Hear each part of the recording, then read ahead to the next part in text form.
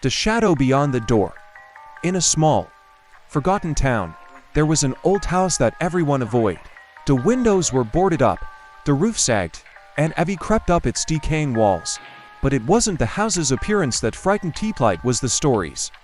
According to the locals, anyone who entered the house after midnight never returned. Curiosity got the better of Sam one evening.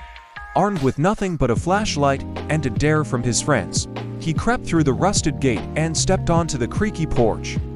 The air felt heavy, as though the house itself was breathing. He opened the door slowly. It groaned in protest, revealing a dark hallway lined with dusty portraits. Their eyes seemed to follow him as he made his way deeper inside. Each step echoed, though the house should have been empty. At the end of the hallway, he saw a door slightly ajar. Beyond it, faint whispers drifted out. His heart pounded, but something compelled him to move forward. He reached for the door, hesitating only for a moment before pushing it open. Inside was a small room, empty except for a single mirror leaning against the far wall. Sam's flashlight flickered, and for a brief second, he thought he saw something moving in the reflection. Then the whisper stopped.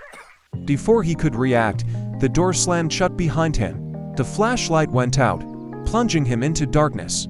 Panic gripped him as he fumbled with the flashlight, trying to make it work. When it finally flickered back on, he froze.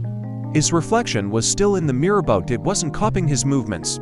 Instead, it smiled, a wide, unnatural grin stretching across its face. Sam backed away, but the reflection stepped forward.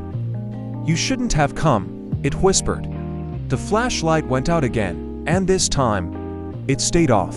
Sam's screams echoed through the house, but no one ever heard them.